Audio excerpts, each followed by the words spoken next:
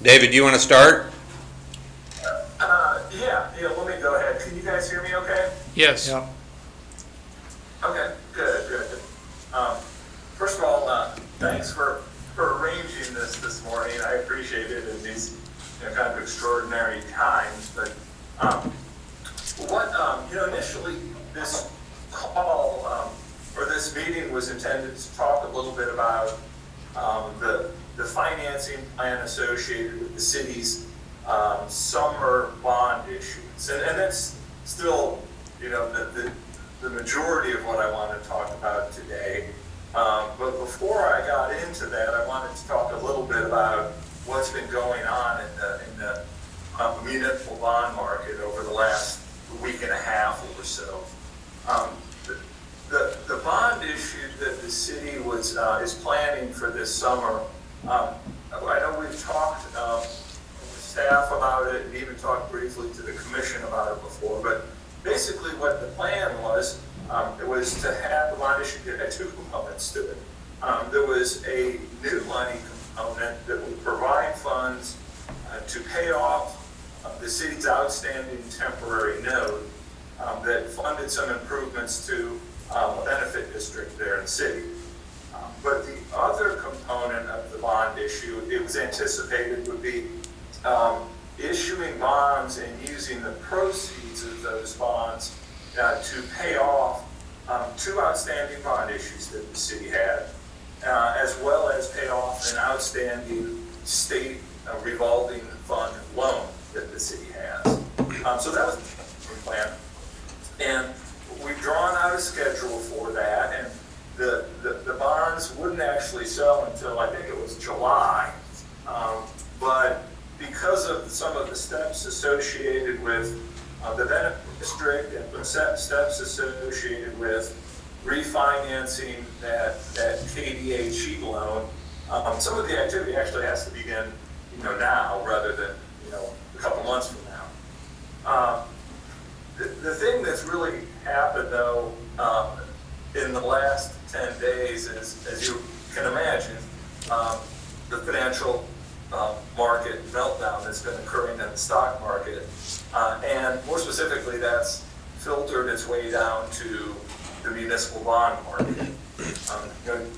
Generally, when municipal bonds, the interest rate on the market on municipal bonds by and large tends to track the market on treasury bonds. So as treasury bonds rates fall, which they have a lot lately, municipal bond rates also tend to fall. Well, that was true for the first 3 or 4 days of the recent stock market meltdown. Municipal bond rates dropped considerably. Unfortunately, that hasn't been true over the last week and a half. People that are holding municipal bonds, a lot of the large institutional holders of those bonds have been selling off significant portions of their holdings. What that does is that causes a flood in bonds in the market, and as a result of that, interest rates have spiked up. And not just a little bit, they spiked up dramatically. I was saying in a conversation earlier with Janetta and Richard that there was a bond issue that sold 2 weeks ago with an interest rate of 1.7%. If that issue were to sell today, I would anticipate the rate would be probably closer to 3.5%. So it's been an unprecedented jump up in interest rates. Now, the reason I mention that is because that impacts the refinancing. The higher interest rate, the less savings there would be, to the point that there might not be any savings associated with refinancing. I know, there's a lot of time in now and when the bonds get sold in July, and I'm hoping that the bond market recovers during that period of time, and that when you go to sell your bonds in 4 or 5 months, or I guess it would be about 4 or 5 months, that rates would have come back down, and some of the savings that we're going to talk a little bit about will be there, but right now I just have to tell you that they're not. And it's all due to this change that's occurred in the market over the last week to 10 days.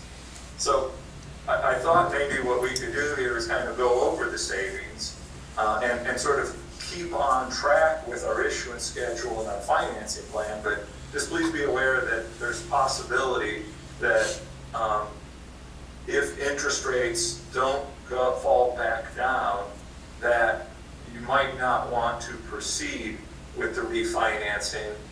That's a decision that we can make, really probably up until sometime in June.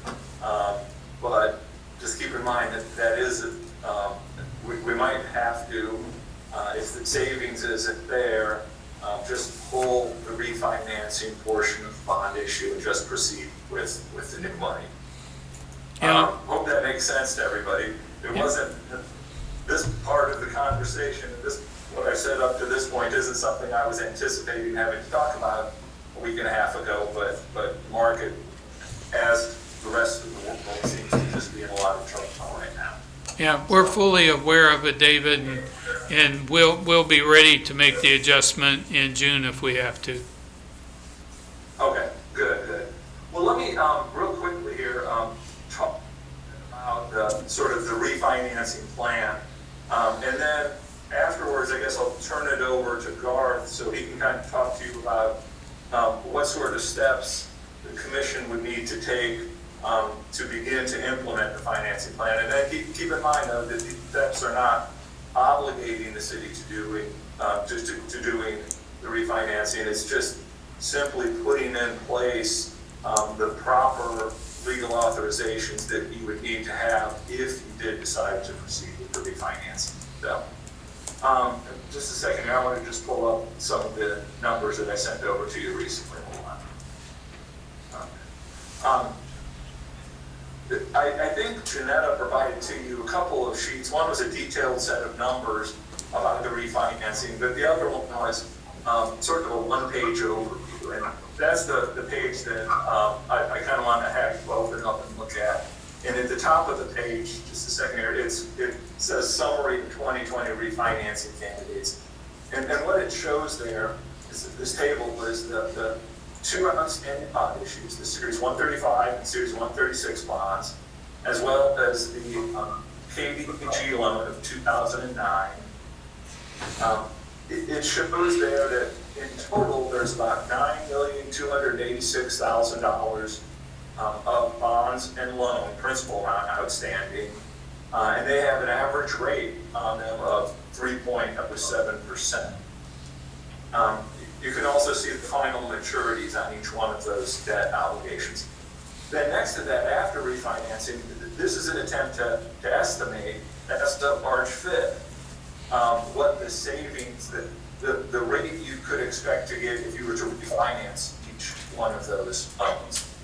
And what you can see is the average rate that we would anticipated back on March 5th was that you could refinance those at a rate of about 1.77%.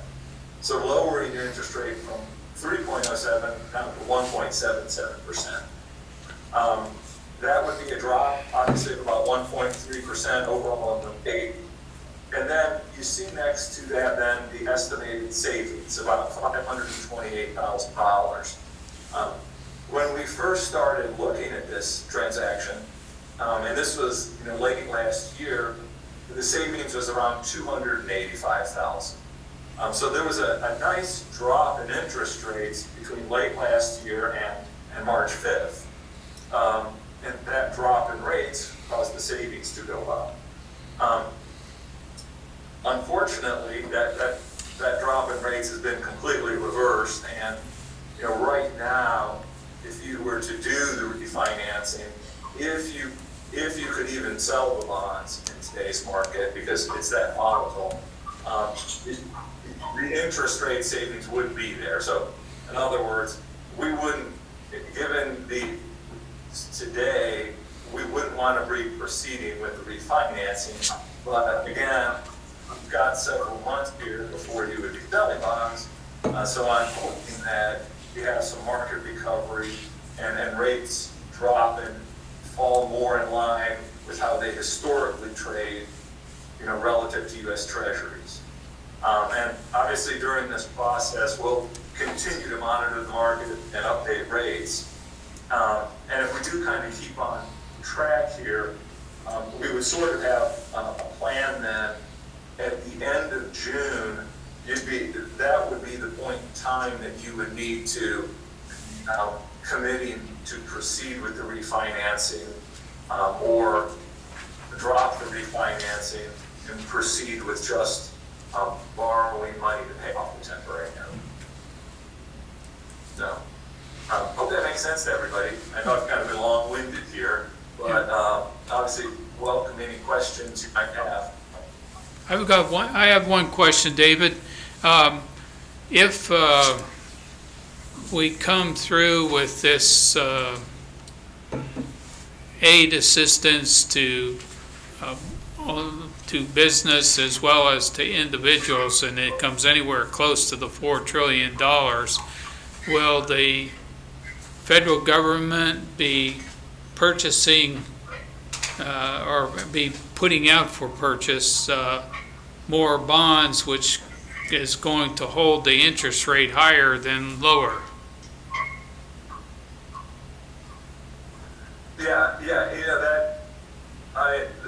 That is definitely a possibility in this whole process. Is that the federal government could, by issuing a lot more U.S. Treasury securities, put upward pressure on Treasury rates, I know it's hard to predict what that would mean in terms of municipal bond rates, but that is something that could come into play here also. There's just so many variables right now about what could happen that, I would like to think that it's realistic that interest rates will come back down by the time this refinancing is, by the time you're ready to do your bond issue, by the time you need to make a decision in June. But, it seems like every time you hear something that implying that there will be some sort of calming effect on the market, just the opposite. So it's just speculating. Yep. Well, we'll just have to wait and see what happens. Yeah. Would your recommendation would be that we would proceed like we were going to at this point, and then just keep an eye on the market? And if that's the case, are there still, I know we need to talk at some point about how the charter ordinance might play in if we decide to refinance and how all that works. Is that still something you would recommend that we continue with at this point? Yeah, at this point, I don't see a reason why we would want to necessarily deviate from the plan we have in place, just because the city really doesn't incur any costs or obligate itself to doing the refinancing. You're simply just sort of putting in place, like I said, the legal authorizations that you would need to have to do the transaction. Specifically, the first step is getting in place that legal authorization to refinance that revolving fund loan with a new general obligation bond issue. Do we want to talk a little bit about, because I have two commissioners here that probably they've gotten an update on that that we've forwarded from Garth, but maybe talk a little bit about the charter ordinance and how that works. Yeah, Garth, you want to take that? Yeah, no problem. This is Garth, and can anybody hear me okay? Yes. Okay. So if any point along this, if there's questions or anything like that, obviously, doing this like conference call, just don't be ashamed to interrupt me and to have me stop talking if there's questions. So, but basically, as Dave mentioned, with regards to the portion of the refunding that's associated with the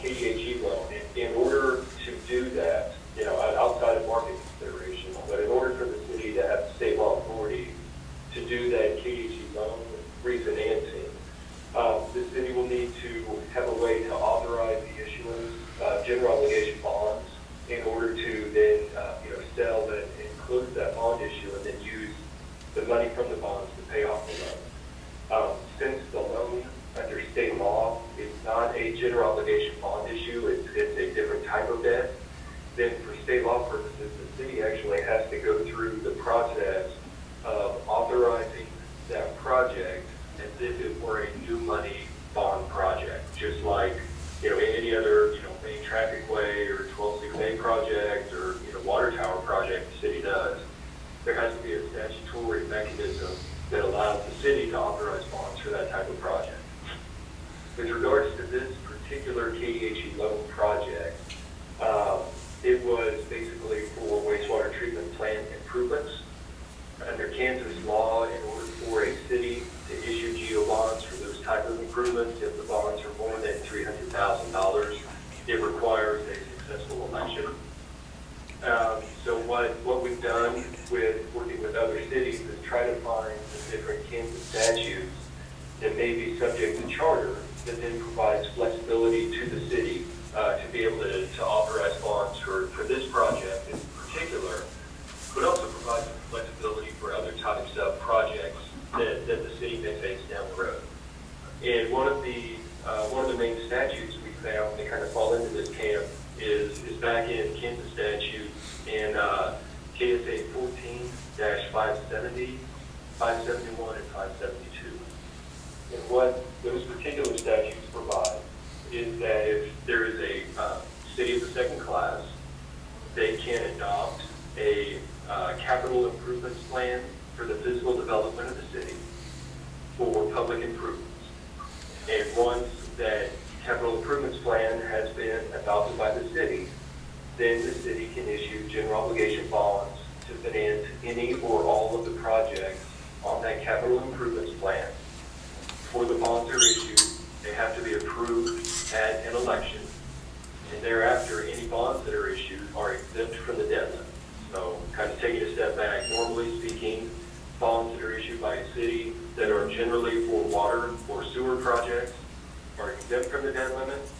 Usually bonds that are issued by a city for street or building or park improvements usually count against the city's debt limit. But any bonds that are issued under that KSA 14-570, any of those bonds, even if they are for parks or streets or buildings, they would be exempt and they would not count against the debt limit. So it's a really useful set of statutes for cities of the second class, other than it has that election requirement. So what we've done with a handful of other cities in the state is that we have prepared a charter ordinance, which basically allows the city, once the charter ordinance goes in place, to be able to authorize bonds to finance any of the projects on its capital improvements plan, and to be able to issue and authorize bonds for any of those projects simply by adopting a resolution. The city uses its home rule power to basically change the statute as it applies to the city of McPherson. And it would allow the governing body to authorize those bonds simply by adopting a resolution as a default. Now, in the draft that we prepared, we also have some kind of alternative options, depending on the type of the project. If the city wants to, go through a notice of protest period before it has the authority to issue bonds for different types of projects, or if it wants to go ahead and have an election before it issues bonds for different types of projects, the charter ordinance would allow them to do that on a case-by-case basis, on a project-by-project basis. But as a default, if this charter goes into effect, the city could simply adopt a resolution, authorize bonds for one or more projects that are on the CIP, and then they would have the authority to issue those bonds. As I said, any bonds issued under this charter would not be subject to the debt limit. They would not count against the debt limit. And like I said, we've used this with a handful of other cities throughout the state, oftentimes for projects just like this, where there may be a specific project that the city has in mind that it would like the authority to issue bonds for. So they go ahead and get the charter in place, and then, a couple years down the road, they realize, oh, well, we've also got some of these other types of projects, whether it's, some sort of a public building project or a park project or something like that, that would otherwise be difficult to authorize on its own, but using their charter ordinance, then they're able to basically, have the flexibility to issue bonds for those subsequent projects as well under that charter it really is something that is useful not only to this KDHE refinancing that we talked about, but it's also very useful to provide flexibility, to the city commission, as a whole, for, a multitude of different types of projects down the line. The charter process, if it is passed by the governing body, requires a 2/3 vote, has to be published once a week for 2 consecutive weeks, and then there is a 60-day protest period that starts on the date of the second publication. So we always say, from the time that it's passed until it becomes effective, it's about a 75-day process. So I think that that's something that's good to keep in mind with regards to what Dave mentioned before, that even if, we don't know what the bond market is going to look like, this summer, for instance, but I think that it still probably makes sense for the city to do kind of some of the preliminary work and to take some of these kind of early steps that would allow them, if the market does come back, to be in a position where then they can save some money and pass some of their savings onto the taxpayers. So, with that being said, I will I'll stop talking and turn it over for questions. Would there not be a reason to go ahead and pass the charter ordinance and put this in place, whether we're ready for refinancing or not, to be able to set the stage for the future so that we don't have to have situations, be it refinancing, park, whatever, that we have to have a harder time to finance. I agree. So I think what I'd hope that we would do is that we would go forward with the charter ordinance, and if the refinancing works out, fine. If it doesn't work out, we have it in place for the future when we might have to have some park financing or some other types of things. Jeff, Houston, do you have any comment, or you want to say anything related to being able to, have you had a chance to look at that charter ordinance, and do you have any concerns or anything as it relates to that? As far as the interim period here, while we wait to see what happens with the bond market, I have no problem with going ahead and passing the charter ordinance because of the time frame to get it in place. If we wait till June to decide, it's not going to be an option. So I would support passage of the charter ordinance, saying that it's flexible and it applies more than just to this issue. So it would give the commission greater flexibility in the future. Do you have any comments, Janetta, or any questions? The only comment I have, can you hear me okay? Yes. Okay. On the retreat agenda tomorrow, I have placed a discussion with the commission on the capital improvement program that I put together. So there's room for discussion tomorrow further on this of what that looks like. Garth, you may just mention what you've seen in the past as far as anywhere from a spreadsheet to, a 70-page document. But just so the commission knows, I put something together for review tomorrow. Okay, that's fine. Good, yeah.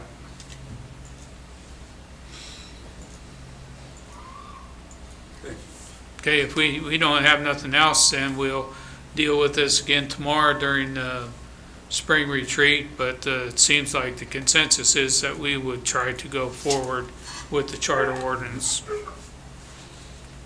And we continue to lean on David to kind of analyze and see where we're at as we get a little bit closer, I would assume. Okay. Sure, absolutely. I'll continue to monitor the market. Okay. Sounds good. Do we have anything else for the call? I have one. As far as the charter ordinance, can that go next commission meeting, or does that have to go through a study session and then a commission meeting? Does anybody, you guys all have copies of the charter? We've already have it listed here on this item today in a study session, so it can come in next Monday, it could come the Monday after, but I think it will happen relatively quickly. whenever Garth and Jeff Houston are ready. Yeah, there's no legal reason we can't take it at the next commission meeting. Okay?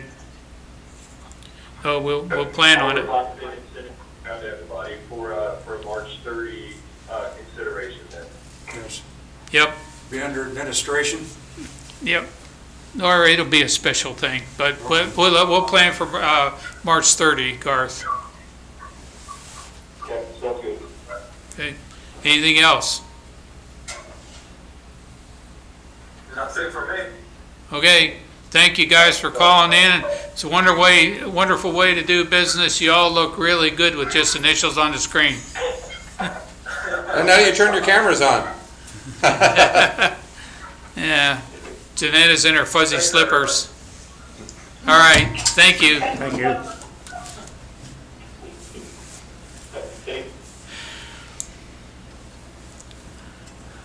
Okay, we can move back to the top of the schedule. If Ted comes back, I'll go to his item. But we'll start with the fire department and approval of ladder repairs. If you want to use the microphone up here.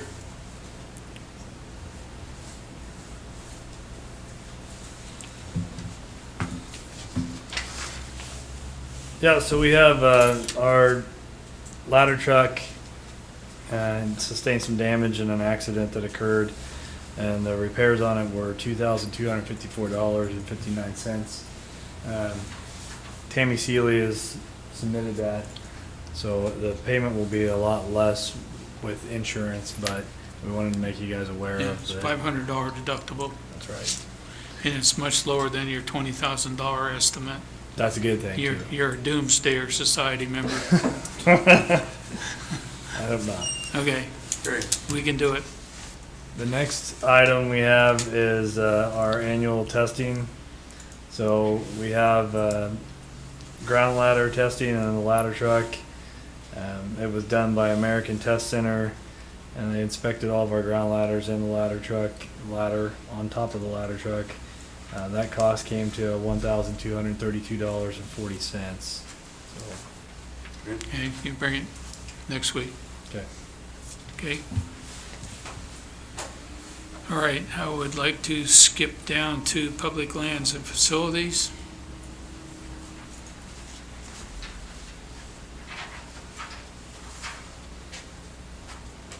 I have one item, it's for Turkey Creek Golf Course. It's to pay an invoice to Kansas Golf and Turf for repairs to a couple of mowers of $1,053.68. Commissioner said pay it. Yep. All right, We did the mechanical work, was that just for parts, right? It's for Turkey Creek Golf Course. For parts. for parts. Yes, for Yeah. parts. Okay, you'll bring it next week, Okay. okay?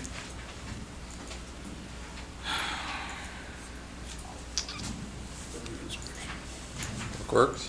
Let's, Do you think, did do Ted one, indicate he do was we want coming to go back? down, let's go down to Public Works and do the items there. And if by the time we get to that, Ted doesn't come back, we'll go ahead and go back up. Okay. First item is a 2020 mill and overlays bid opening. On March 19th, we opened bids for the overlays. We received 4 bids, which are attached for your review. The lowest bid came from APAC Kansas Incorporated.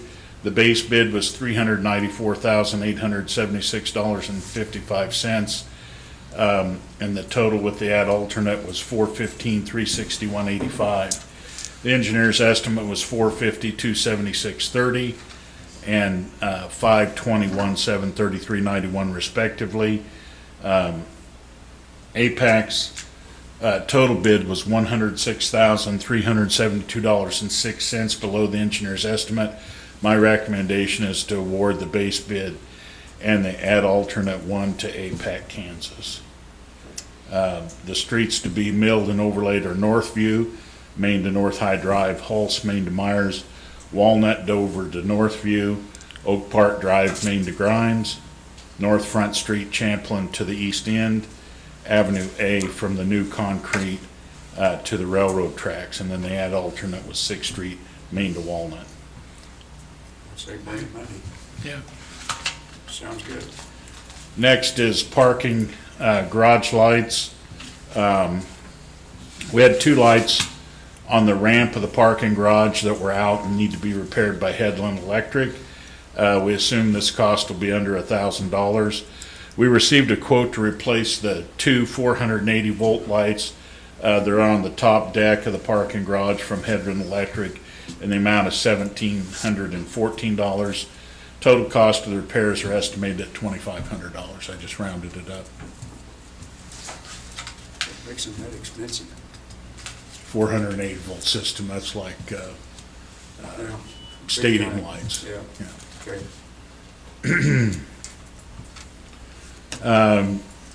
Next, signal upgrade at Holson, Maine. On January 27th, the commission approved $25,205 to upgrade the traffic signal of Holson, Maine. Of that $25,205, $19,880 was for the video detection equipment from Gady Sales. However, we failed to estimate the shipping cost. We received an invoice from Gady Sales in the amount of $19,998.88, which included $118.88 in shipping. Total cost of the signal upgrade, $25,323.88. We'd like to bring that if that's. Okay. And just to talk about timing of that, because I know we've had a lot of questions on They that. have had a lot of complaints that they come in, I don't know, a couple weeks ago and pulled the wire. To do that, they used the loop detector wire. And so the signals have been on time sequencing since then. The cameras were installed last week, and Headland, or LNS is scheduled to be here today to actually hook up the video detection. So hopefully they'll get it done today. So when you talk about those being more coordinated, it'll, hopefully if they can get that in today, it'll fix some of the issues you've been getting calls on. It'll fix them all. Yeah, it'll be totally video detection instead of just on a time signal. So on the time signal, whether there's any demand or anybody wanting to turn from holes, if nobody's sitting there, it'll still turn the ones red on Main Street, and that's caused some concern. Okay.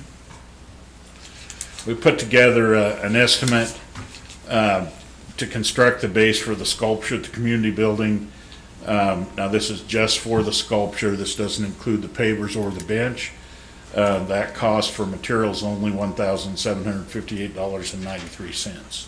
What I'd like to do is, I did put this out to Hutton. They're considered the work and a donation, so I'd like to wait till I hear from them that they would bid on the whole project, because you have parts that are missing. We had stainless steel and everything, and I'm not so sure that one person doing it may be better off, and we talked briefly about that. It's not like we don't have enough work to do, but if he comes in with thing, because of the coronavirus, they had to shift some jobs around and we couldn't meet for about a week, but they're up and made all their shifts of people that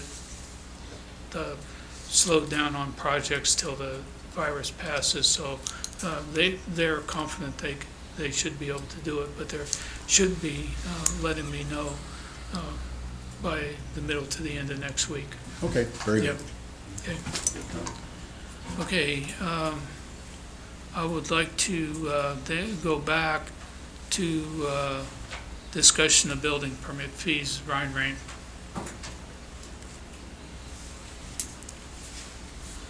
Morning, Morning. Ryan. So last week at study session, Mr. Odell was here talking about his storage sheds and his desire to have a reduction in his permit fee. I think I made clear my thoughts on that, but after talking with Nick, he made it clear that maybe I could present one alternative to that, just out of fairness, so that there's something out there. This building is classified as a S1 which is low hazard storage building.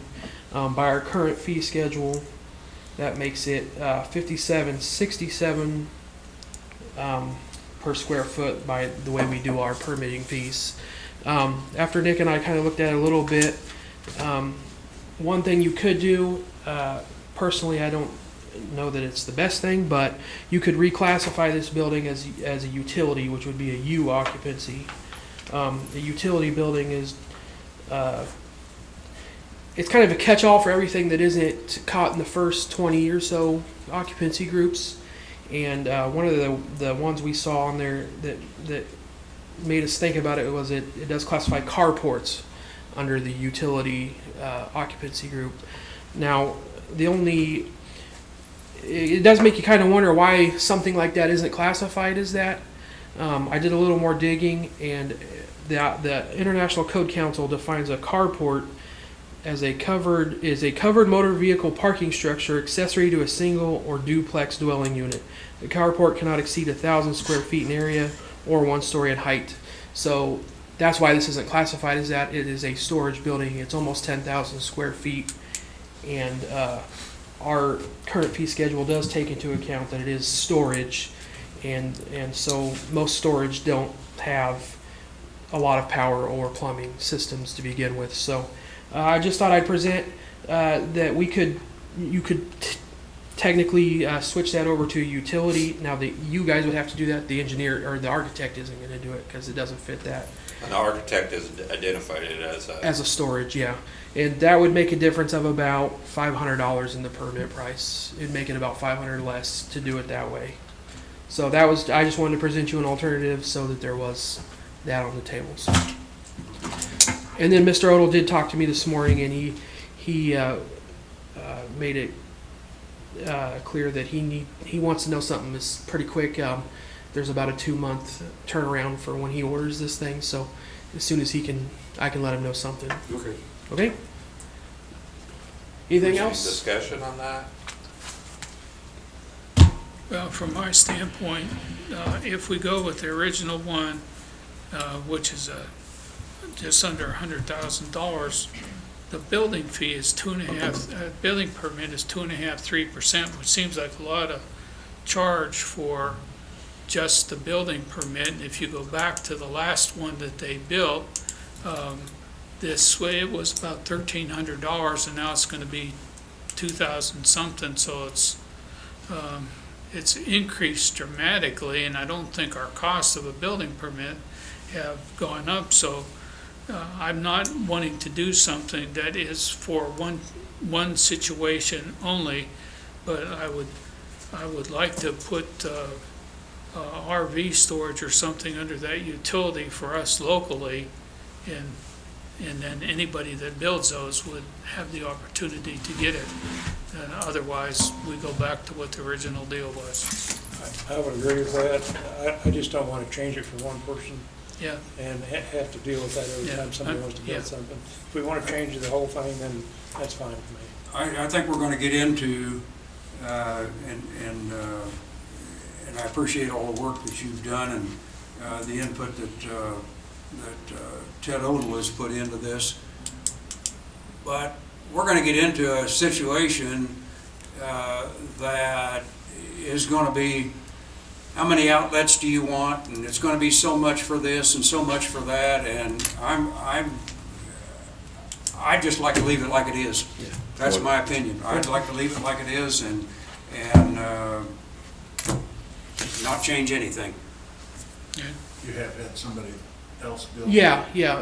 Headland Electric built a very similar structure, same manufacturer, same everything, and they paid the way we do it now. So, it was only about 1,000 square feet, but I mean, they still went under that same structure. So, I think it's fair to keep it the way it is. I think revisiting how we do it is a totally separate issue from what we're going to do with Mr. Odell's building. And I'm not in favor of changing it. I think it makes it fair, it makes it uniform. And we use the international code. That's our adopted code, and they classify buildings the way they classify them. And I think I put in writing last week that although this is at the lower end of the spectrum as far as storage is concerned, it's still in the square that we use. Right. It's still in the code that we use. Right.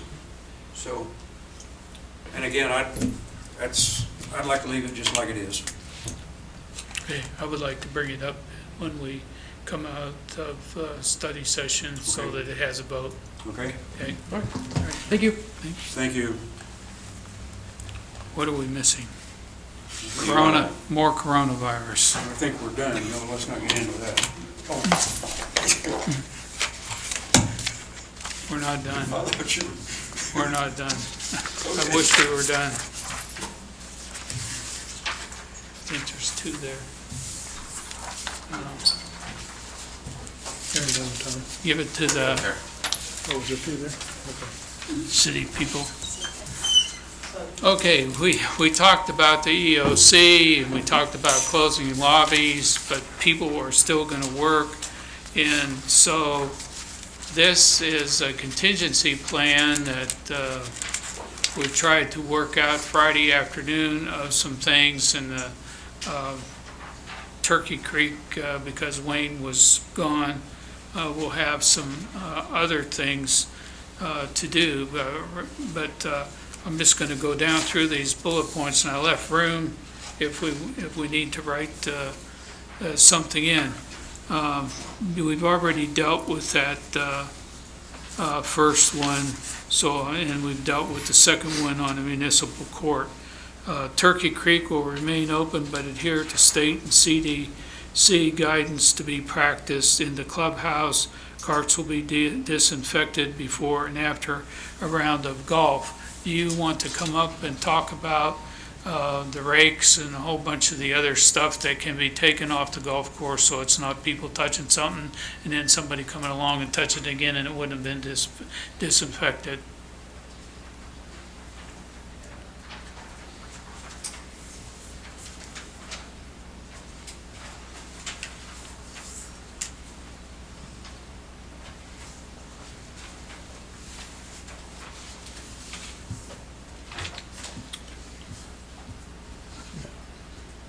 We encourage everybody to adhere to the CDC safety and their recommendations for participating in public areas.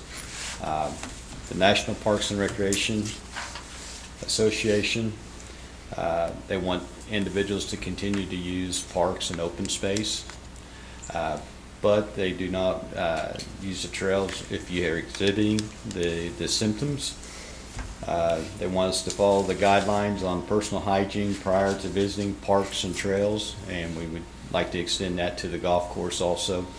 So if you use a rake, I'm gonna visit with Jason and them today to find out what they're doing.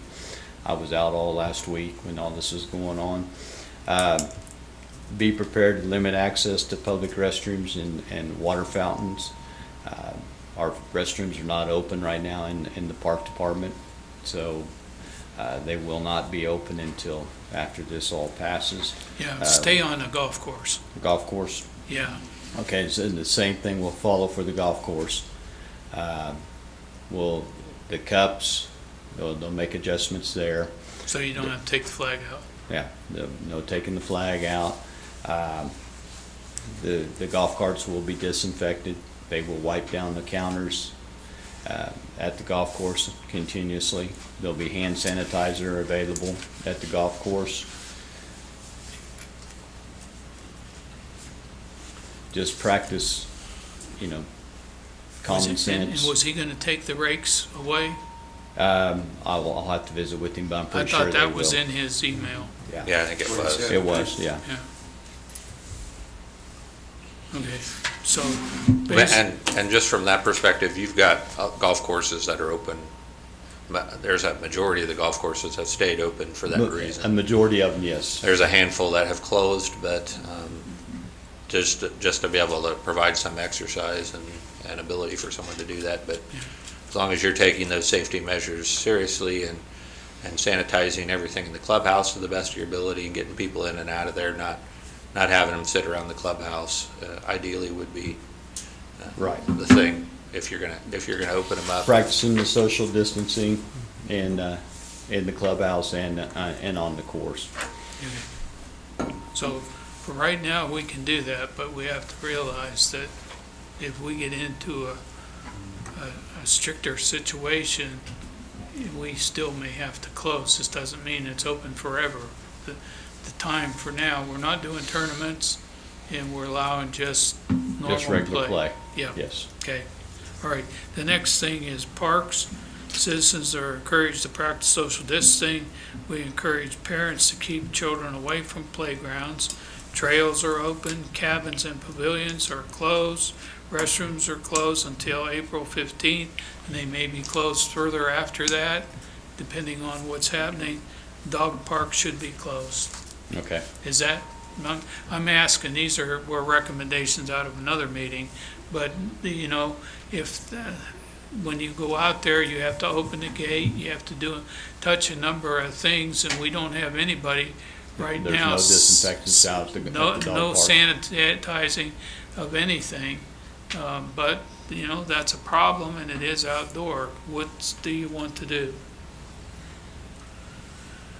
Well, one of our suggestions when we met is, one, we potentially put up signs by playground equipment. Right. Discouraging its use. And, you know, that's another thing you can do is you can disinfect that daily just in case. That's an option out there, whether we want to do that or not at this point. You know, that's up in the air, but Are you talking dog park? I'm talking about playground equipment Okay. in all of our parks. Can you spray that playground equipment? It's gonna be tough. You can spray it, and we can get bulk spray. That's what I just sent an email to our local distributor, disinfectant, and to see if there was anything available that we can do it in bulk. Was there any mix that we can do? Yeah, we got 10% bleach solution that'll kill everything. Yeah, Okay. okay. Okay. So I think we ought to spray them. The question is what time of day. We're getting lighter and lighter at night.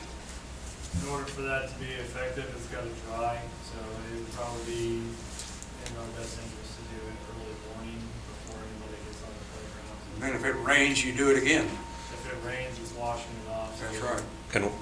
Typically, people aren't out in the rain playing on the Sure. playgrounds. Yeah. Can we make some laminated signs that We we can do have that. out there, put them on like a wood Yeah. stake or something? We can do that. Right, and we might put up that they're sprayed with disinfectant, not for use if you do use it before 10 o'clock or something like that, so we allow the couple hours to set in. That's a good point. We can have a set time that the playgrounds are open from 9 a.m. to 6 p.m.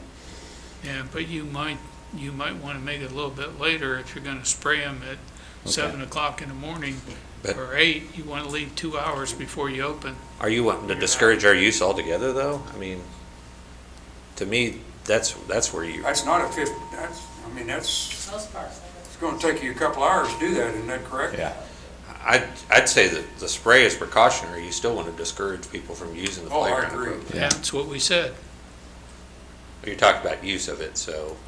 We between can mix certain them times. up. We don't have the manpower to go around to the parks and spray them, so we can mix them up for them, and they can come by the station and pick them up every morning. Or you can pick them up the afternoon before, so you're ready to go. Okay, We can mix Spray them once a day. Right, on early in the morning. playgrounds. early Okay. AM Okay. preferably. Can you spray that with a mosquito sprayer? We've got some pump sprayers. I think we we can got purchase some. some of those. Use- We don't want to we don't want to use a sprayer that's had anything else in it. Okay. So we have some hand sprayers that can be done. I mean, it's no granules or anything in it, is there? No, but you don't want to take a pump sprayer that had Roundup in it. No, Right. right, exactly, Previously and put it into a playground area. exactly. How much of those hand sprayers cost?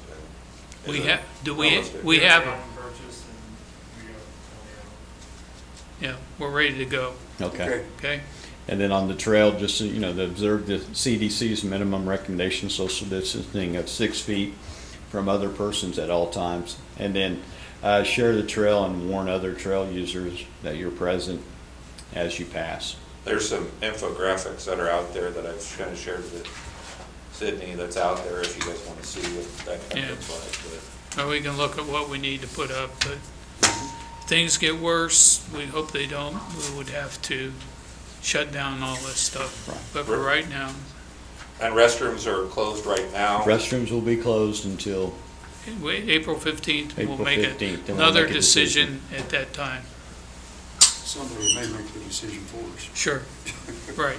prior to that. Yeah, you got anything else? No, that's it. Okay, police department, we talked about, we have 3 shifts. We'll take staff temperatures at the change of each shift. We may have to rebalance the shifts if necessary to keep second shift fully staffed, says shafted. That's what happens when you're on second shift, a typo. Since the county jail is closed, we will not allow visitors inside the police department offices. So what we're asking is if you do need to make a report, non-emergent, to make a phone call to the police department, and we will send an officer to you to take a report. We have our PPE currently on hand. We have more ordered, and we have some going through the emergency manager. We're responding to calls still when they come through dispatch. On the medical and fire calls, we are handling basically perimeter and traffic control. We're letting EMS go inside the residence and determine what's going on, and then they'll let us know if there's a need for us to work a case or go in there if anything was suspicious or a possible deceased person. Our lobby does remain open, but you will not come past the doors into the law enforcement center. It is a shared building with the sheriff's office, dispatch, and the jail. So it's a very important place that can affect a lot of our first responders. So we're minimizing that. The court, we're writing tickets for about a month out.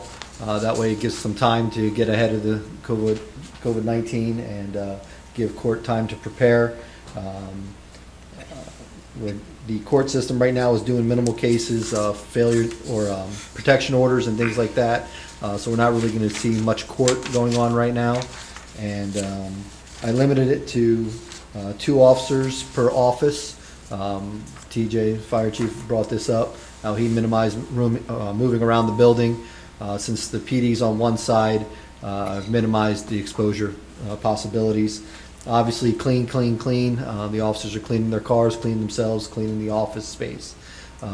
Just trying to stay ahead of this and be able to give services to the community. So if it goes and does affect the PD, that's when we'll start shuffling things around, but for right now, we're doing good. Thank you. Personal protection equipment, we okay for right now? For right now, we're good. I do have some ordered, and then I have some through the emergency manager also ordered. So right now, officers have basic needs to get through. Okay. And we may have some industry support, so both you and the fire department need to coordinate where we may be able to bring some stuff in that we can't get on an order. And we'll do is emergency management requested today is we'll check with them if we need something, whether they can supply it or not before we put the orders in. Absolutely. Okay. All right, thank you. Okay, fire department, you want to come up, do that. The fire department is not allowing entry into the fire station except for staff. We must keep them healthy. No entry into homes to provide ancillary services. An example I used on the thing I passed out was we've been installing smoke alarms. We're not going to install them. I guess you could pick one up maybe, but probably that's a program that's shut down until we get through this thing. We'll take staff temperatures at the change of each shift, just like police department. Social distance practices in the living arrangements, so we're trying to be creative in who sleeps in the weight room and who sleeps in the bed. But we'll work it out for everybody. There will be a patient procedure on EMS calls in tracking of patient exposures, which TJ can go into. There's no transfer of COVID-19 patients.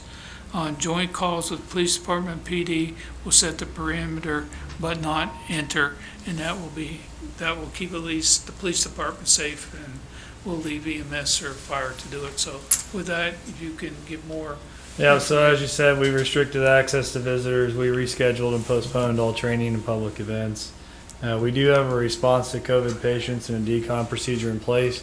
But as the mayor alluded to, and so did Chief Golden, we're going to make contact with one person in PPE. That way we don't waste PPE as well. So if we're suspecting COVID patients, which is set up in the dispatch questioning currently, we'll let EMS make that contact with their PPE, and then if we need to intervene, then once we establish whether this is a COVID patient or not, we'll don the appropriate PPE. That way we don't waste it. Right now we have only about enough for 12 calls, so we can run 12 COVID calls before we're out of PPE. Good. That's not a lot. So my suggestion is that we talk with industry. Yeah, so I'll get to that. We have met with EMS and formulated incident action plans on medical emergencies. Our first resource request was filled by KDEM. We have an additional 213 RR resource requests with KDEM right now submitted through the emergency management. Our PPE and equipment has been inventoried and deployed to personnel. We have ongoing training with that currently too, to make sure that they've mastered the process and they're donning and doffing this stuff appropriately. We repealed all vacation and comp time of our fire personnel, and all staff that are requested to keep with the fire administration informed of their travel and contact with travelers. We're doing that because we have very limited personnel. If we get anybody infected, then it's going to be pretty detrimental to our service. All paid call, we've lost 2 paid call because of their work arrangements in affected areas. We have started tracking actions and expenses of this disaster on ICS 214 forms for their reimbursement. And then our fire personnel have created and developing incident action plans for daily operations for you guys and considerations for the EOC that's been stood up this morning for disinfecting public areas. We have spoke with local industries to meet with them. One of the biggest things that we're seeing out of this is we started a fire prevention efforts to reduce the risk of cooking fires. We're seeing an uptick in the state of cooking fires because people are staying at home and cooking at home and not going out to eat so much. So that's one effort that we've been trying to be preventive. And we also have, if we do have the first case in McPherson County, it's going to change our operation tremendously, where we restrict even more and we send non-essential personnel home. So they won't be coming into work anymore. Questions? Industry could have a couple of clean air machines. Is this something with the firemen sleeping in the station and everything that would be beneficial or not really work? Yeah, so what we will do is once we get a first case, we'll maintain our routine cleaning schedule that we've enacted, a more in-depth cleaning schedule daily, but we'll actually have an industrial cleaning agency come in every week and do a disinfecting of the entire station. Yeah. So that's something that we can use with the LEPC, and our partners with industry have hookups that we can. But I'm in a clean air machine We that do have- filters. We do have a few machines capable of Okay. Rotating the air out. HEPA Okay. filter And machines. if we would need one, we can Yeah. probably get one. We have one right now running. Okay. Yeah, we probably ought to run it. Okay. Anything else? Anybody have questions for him? Okay, Public Works, we said would be shut down if we have to. Actually, as long as they can keep working on a project, I don't know how you maintain social distancing, having been on those crews myself, but, you work, and, Yeah, typically they would be in groups of less than 10, except on when they're paving streets. Using shared equipment that different people will use, or are you guys Absolutely. disinfecting all that, or are you guys? Not at this point. That's probably something that's not a, Maybe the interim step would be that we have to have some disinfectant. And once you've used it, you put it back on the truck or bring it back to the street department, that it's disinfected. And Are you talking about construction projects or I'm talking inside? about, I'm talking about Our people. Oh, our okay, people. Our people. I can't control what Cornejo or okay. anybody else does, but we're gonna be in contact with them too. They should be wearing gloves. Yeah, but once they use them, if they come in contact, it will stay with that glove for 2 to 3 days. There has been a lot of flu going around, the street department employees as Yeah. well. Okay. what projects do you foresee them doing business as usual, or what other precautions are you guys? On construction projects or on public No, I'm works? talking your public works projects. Public Works projects. Public Works, like we just okayed, Well, Work this one over here, at the fire department. yeah, we can try to disinfect tools and equipment on a regular basis. Probably the most important thing would be make sure the trucks, equipment that your operators use, changing operators and this and that, they need to be cognizant of what needs to be done and have them clean steering wheels and gear shifts and one thing and another, car door handles and so on, so. yeah, we do what we do. If we do all that, we just have to hope that it's enough. That's correct. Yeah, and when we fuel up, even at the city, we need to be careful with that pump nozzle, that we've disinfected it before we grab onto it. Exactly. And if we get down to a more serious point, we'll probably, if we have to be actively in the EOC on a daily basis, after the training here, we'll probably have to stop some of our own projects and fill in on other areas that we need people to be. Especially if we get key personnel that's sick and we need assistance with some things, I think that's where the public works staff will come in. Yeah. Obviously wastewater and other things, but you're gonna get into that. Okay. Okay, anything else you can think of, Jeff? Well, of course, on wastewater, we have to continue out there, and we do have PPE in place, so Okay. we'll just have to disinfect and, Do we have sufficient PPE? yes. You have plenty of equipment out there to do it with? For disinfecting and one thing or another? We'll probably have to get some sprayers or something. but- He's been getting guidance from KDHE specifically for wastewater, is that correct? Yeah. Okay. Thank you.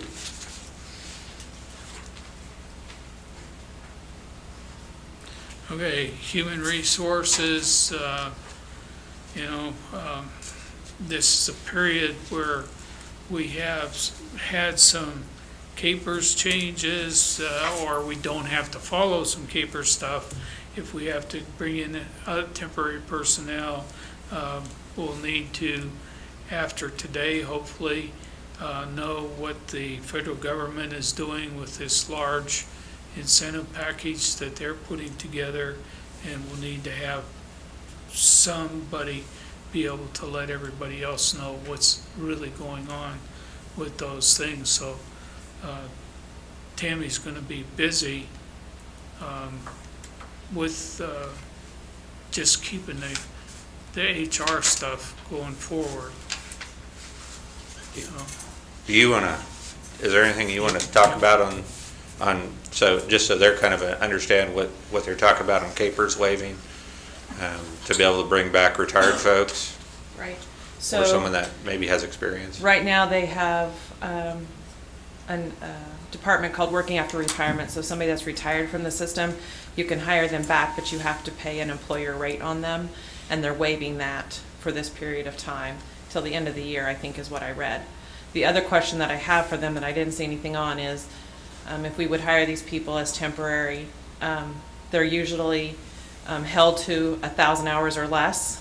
So I'm not sure if they're going to abide by that or not. I didn't see anything on that. So, if we could hire some temporary people to help out, We usually watch their hours and make sure that they just don't go over that 1,000 hours. So that would be the other question that I have for them, but right now you just call and leave a message and somebody returns your phone call when they get there. So I think that's just one of the things that we could hire. We've had some inquiries, especially at the golf course, for people, especially teachers and students that are no longer in high school or college and want to come to work earlier rather than later. But that's another conversation that needs to be had, is what we're going to do there with that. I think TJ made a great point that probably ought to be across our organization, is people that are requesting vacation, specifically vacation to leave the area. I would suggest that we limit that for all of our employees, quite honestly, because once they leave and go somewhere, there's a lot of uncertainty that goes along with that. We've had some employees that are just getting back from spring break that are required to be on 2-week quarantine, and others that have come back that are not necessarily required, but that were in areas that there's concerns. My recommendation would be that you limit vacation leave for anybody that's going to travel outside the area as well. Anywhere? That would. The backside of that will be is we have some people that are towards their max of vacation, so when they don't take that time off, they start losing time, and we need to address how we're going to handle that.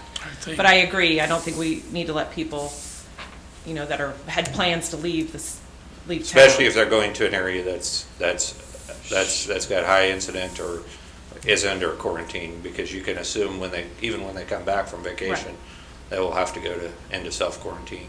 Right. If we have to, we should not penalize somebody for losing vacation because of the COVID-19. So we can maintain that until this passes, and then they can worry about doing it. But it doesn't matter where you're going. The less travel we do, the better off we're going to be.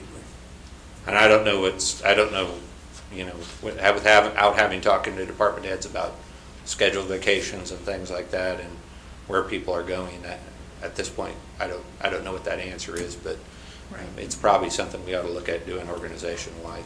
Sure. The other problem that we have is if somebody in your family or friends is coming to stay with you, and they're coming from a bad area, that creates a self-quarantine area as well.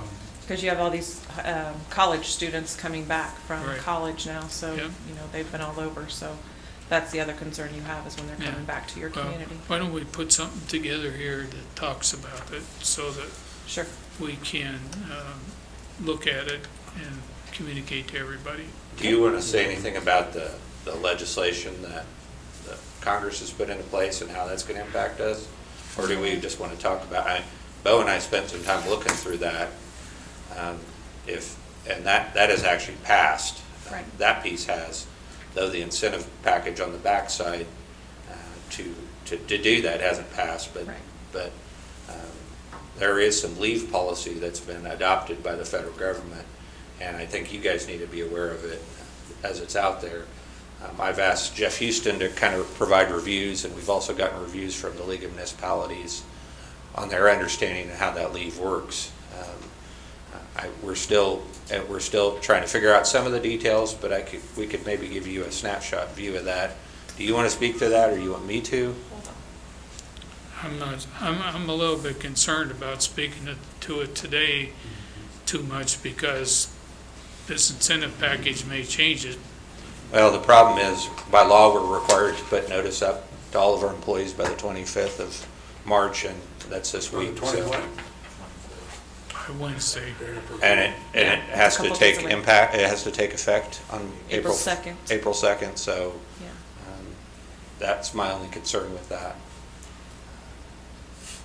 Go ahead, tell us about it. Putting up signs that we don't know what they should say.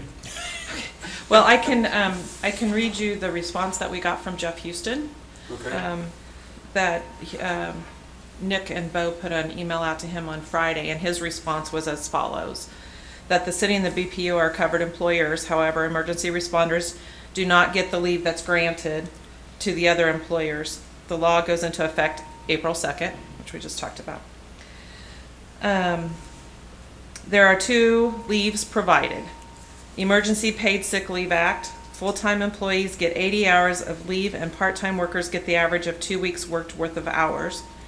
It includes quarantine, advice by health providers to self-quarantine, experience COVID-19 symptoms, and seeking medical help, caring for an individual, or caring for a child if the child's school or child care provider is closed or unavailable. There are no exceptions other than first responders. There are no exceptions for city operations. Leave is immediately available and they cannot be made to find a replacement. Rate of pay is regular rate unless leave is care for another individual, then it is 2/3 of their normal salary if they're caring for somebody else. The tax credit for Social Security taxes does not appear to apply to the city, and there's some maximums on a daily basis what the max can be, like $511 if it's their own condition and $200 a day of caring for another. And cannot require other leave to be used first. So their paid leave, we can't require them to use that. So, and then emergency FMLA is expanded as well. There is an exception, but that only applies to the first responders. Again, this is unable to work or telework and need to care for a child without school or child care available. The first 10 days is unpaid, but the employee may elect to use accrued other leave. So they could use some of their paid leave to cover them through that first 10 days. Thereafter, the pay is 2/3 the rate and is capped at $200 a day or $10,000 in total. So, So the one part that's, we have to address is the child care unavailability and the school being out. And I think we'll continue to work towards that and try to find options for every employee that we can have available. But, we may be subject to some of those guidelines that will limit us having to grant some of those for people. I mean, obviously we'd like to keep as many of our employees out working as we can, but if it's unavailable for some people and there are no options out there, those are things we have to consider. And people that have school-age kids that don't want to leave them home and have concerns about that are things we're going to work with. We've already started to kind of put together a list of some of the daycare needs that our employees are going to have and working on compiling that list. And we've got a lot of those taken care of, but our goal is, as the mayor mentioned, is to work to try to find daycare options for as many of our employees as possible. But if not, there is some required leave we have to provide. and I think the employees are trying as well to try to find an alternative plan. Some of them have talked to me that they're still working on trying to get some things in place. So I think that everybody's trying to work together to get the best resolution so they can stay at work. And when we can have employees work from home, and for certain situations, we'll try to do that. The problem with a lot of our employees is it's difficult for them to work from home. From an administrative support staff piece, I mean, there's some potentials to do that, but some of it has to do with equipment to be able to work from home. But obviously, our frontline staff that are out doing projects, street department, park And obviously, department people. first responders are exempt. I mean, none of this applies to them. They want to keep them out there as much as we can. So we have minimum staffing limits that we have to meet. So we'll continue to work with Jeff to kind of shore that up and provide that and with, as the law has mentioned, and we will follow that as required, as any other employer will have to be across the United States that falls under that category. Any other questions? Well, thank you. As we have people come back too from spring break from last week, I think we've addressed most of them that we knew that were out of the area. But if anybody does know of any department heads know of anybody that was out of the area and is back now, let me know so we can address those areas. Okay? Okay. Thank you. Okay, the general procedures, maintain communication with MassWoo, and right now all their operations are normal, so hopefully they can keep doing that. Hit on this earlier when we talked about spraying.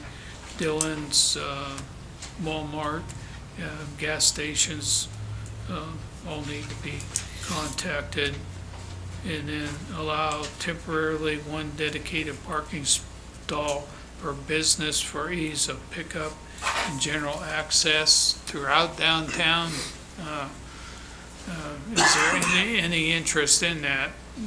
Friday afternoon, you wouldn't have any problem with it compared to some days, but do we want to put a sign up for every business for a dedicated parking stall?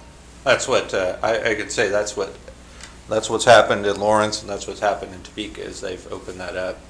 If they want to have ease of access to identify, and they're going to do curbside pickup for like a restaurant, they've went ahead and allowed that on a temporary basis. And it's just something to potentially support business if you guys want to. Are we going to make the signs like we did for CK? That's up to you guys. I mean, there's a cost associated with that. Who did that for CK Pharmacy? We did.